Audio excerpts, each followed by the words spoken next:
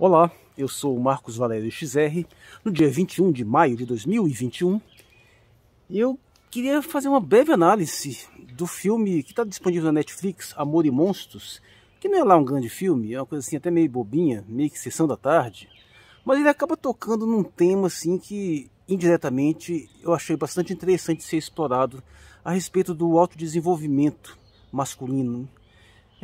Bom, eu vou tentar não dar muitos spoilers, mas assim, apenas aquelas orientações básicas que, sendo sincero, eu acho que qualquer pessoa com já um mínimo de prática em assistir filmes, interpretá-los, já começa a deduzir meio que do começo. Mas trata-se daquele tipo de filme pós-apocalíptico, onde por um determinado fator a Terra foi tomada por monstros que são basicamente mutações de animais de sangue frio, né? Então tem lá um sapo monstruoso gigantesco, uma lacraia enorme, umas lagartas, caracol gigante, caranguejos, essas coisas assim. E essa catástrofe exterminou a imensa maioria da humanidade, de modo que os sobreviventes passaram a se proteger em abrigos, em geral subterrâneos, né? E levando uma vida extremamente perigosa, porque frequentemente está morrendo um. E a história basicamente ser focada em um protagonista que logo no começo ele é separado da sua namorada, né? E depois, tipo 7 anos depois, quando ele já está nesse abrigo, os pais dele morreram, ele acaba descobrindo onde está essa antiga paixão e ele resolve fazer uma peregrinação para ir encontrá-la. Então, a princípio, é aquela ideia do sujeito arriscando tudo em busca de um amor que do primeiro instante você já desconfia. Pô, mas esse amor realmente é correspondido? Será que esse cara está sabendo o que está fazendo? Desde o começo fica claro esse problema. É tanto problemático que fica muito evidente que eles não chegaram sequer a ter uma relação sexual antes. Eles foram meio que separados meio que pelas forças das circunstâncias e se reencontram ali posteriormente. E ele tem muitos problemas em relação à sua capacidade de sobreviver. Tanto que o pessoal do abrigo que gosta, que é amigo dele, ele não tem problemas de relacionamento, pelo contrário, o pessoal gosta dele, mas ele não é capaz de lutar. Ele é reconhecido porque sabe usar o rádio, porque sabe cozinhar, e ele é também desenhista, ele vai catalogando, fazendo uma espécie de catálogo dos monstros em si, né? E um dia, conversando com essa moça no rádio, ele dá essa doida: não, eu vou aí encontrar você, não sei o que lá. E o pessoal: bicho, você tá doido, tu não consegue nem lutar contra os monstros. Quando você pega uma arma, aponta o bicho, o cara trava.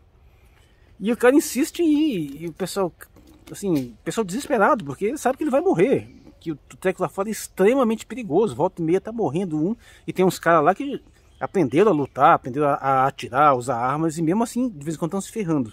E o cara acaba indo, e não consegue segurar, e o bicho vai. Aí eu penso, putz, o cara é doido, porque pelo que é colocado ali, o mundo é brutalmente perigoso, é coisa assim de você andar, não andar 100 metros, alguma coisa te pega. Talvez seja um pouco exagerado, não é tão grave assim, né? Quando você vê lá, ele consegue peregrinar por um bom pedaço sem ser atacado por nada, mas em algum momento ele é atacado por monstros, dá uma sorte danada. Aí tem umas coisas totalmente inverossímeis, assim, um negócio meio fantasia, né? Porque o cachorrinho que salva ele lá na última hora, e de repente ele cai no outro, de bobeira total, cai no outro, uma situação lá, e é salvo por um cara e uma menininha. E ele passa até por uma certa humilhação. Pô, mas você não consegue nem cuidar de si próprio, como é que você está se metendo aqui nessa doideira aqui fora? Apesar de tudo, ele é aquela pessoa extremamente simpática, que as pessoas sempre gostam dele.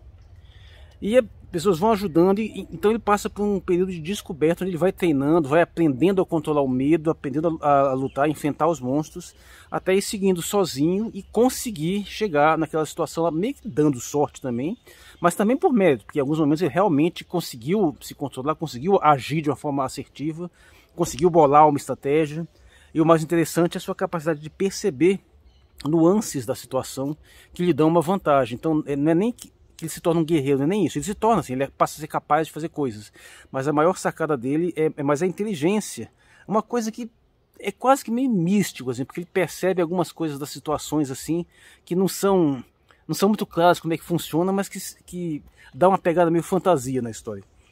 E sim, até mesmo antes dele chegar lá no tal local onde ele encontraria a moça, ele já começa a se dar conta de que ele podia estar fazendo uma besteira, que não faria muito sentido. Por isso é tanto tempo que eu não vejo ela, nem sei o que aconteceu, nem falando direito, e eu tô lá arriscando a minha vida, isso tudo para chegar lá, para encontrar alguém que eu nem sei nem o que vai rolar. E como todo mundo desconfiava, não dá outra. Chega lá, Até que não é tão grave assim, que ela não tivesse casada com outro, não, mas assim, vê que não tem uma reciprocidade. Que ele viajou aquilo de tudo e não chegou lá, não tinha lá uma moça esperando, a princesa esperando de braços abertos para aceitá-lo. Não foi isso. O que aconteceu, o que acaba acontecendo, é que se dá uma situação lá nesse lugar onde ela vive, que meio que é ele que salva o pessoal, né? Apesar de que também não é uma coisa assim, não é que o cara vira um guerreiro fodão que detona todo mundo, não. Se ele não tivesse sido, o pessoal tinha se ferrado, claro. Mas ele também precisa da ajuda. A moça também tem lá, tem aquela lacração também, que a menina também é fodona, mas ele consegue solucionar a situação, não só pela coragem, pela estratégia, mas por perceber coisas assim que as outras pessoas não percebem. Então, de uma certa forma, ele encarna o arquétipo, nem tanto do guerreiro, mas assim, tem parte também meio que do mago, sabe? Aquela noção de que um indivíduo que tem uma visão que as outras pessoas não conseguem perceber.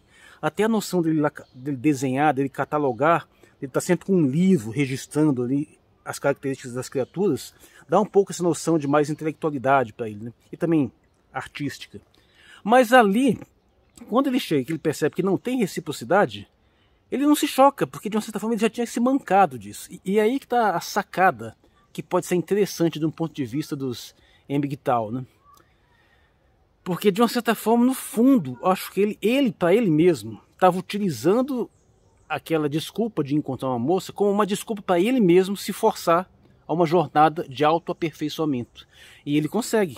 Ele sai totalmente tosco no local, totalmente incapaz de nada, e até que é meio apressado, porque são poucas semanas de viagem, né?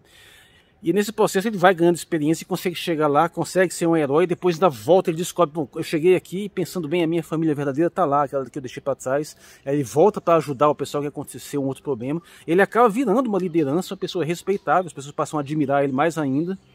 E tem uns outros elementos aí que ficam claros que, não sei se vai ter uma sequência, mas dá até uma ideia de que pode virar uma história maior, né? Então é esse que está o ponto interessante. O que parece uma jornada de pura ilusão romântica de alguém que simplesmente está indo atrás de uma mulher, assim, que está querendo fazer coisas para a mulher, no fundo é uma jornada de autoaperfeiçoamento que ele precisava se forçar, e o modo como ele precisou se convencer para se lançar essa jornada é usar essa desculpa, porque tem alguém lá que eu quero encontrar. Mas na verdade, quando ele chega lá e que ele vê que não tem reciprocidade, ele meio que passa por cima disso sem nenhum problema. Ou seja, no fundo, o que ele estava querendo era aventura. E isso eu achei interessante. Bom, eu acho que qualquer pessoa que tem uma experiência mais profunda em interpretação, em mitos e símbolos, acho que percebe isso logo do começo. Algumas outras pessoas não, podem se surpreender, né?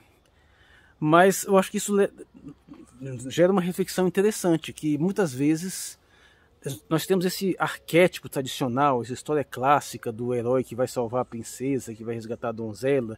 Isso sempre é visto de uma forma como se fosse uma missão apenas com aquele objetivo, que o importante fosse aquele objetivo, que normalmente acaba com a imagem de um casamento, né? Que é aquele negócio, o casamento é meio que o fim, né?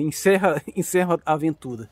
Mas ao mesmo tempo você percebe que mais interessante do que aquele símbolo arquetípico da princesa ser salva, que simbolicamente representa interiormente o homem conquistando a sua contraparte interna feminina e se tornando um ser completo, ou seja, deixar de ser apenas masculino, mas entrando em sincronia com a sua feminilidade interior, ou seja, o encontro do homem com a ânima, que é a sua versão feminina interna, ao passo que a mulher, no caso, é o ânimos, né? Então, de uma certa forma, acho que a gente dá foco demais para essa conquista final, que é essa questão de como se fosse por demais literal o símbolo da conquista da princesa. Quando na realidade, às vezes, a questão é a jornada em si. E se você cumpre essa jornada tal até esse final, você já é um herói. Mesmo que no final você não fique com a princesa. Então, nesse sentido, tem uma subversão aí que vai de encontro à ideia Emgtal, né?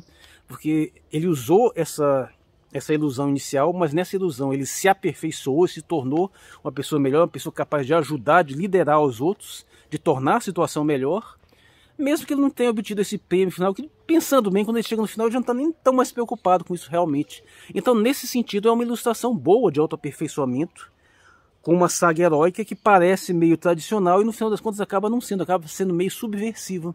Então eu penso que esse filme ele passa uma mensagem interessante nessa questão do aperfeiçoamento pessoal, independente dessas relações românticas. É claro que o filme tem lá seus problemas, e também assim, tem lá uns momentos assim, meio esquisitos. Ele não é um filme pesado, não é um filme muito sério. Ele tem momentos mais sérios, sim.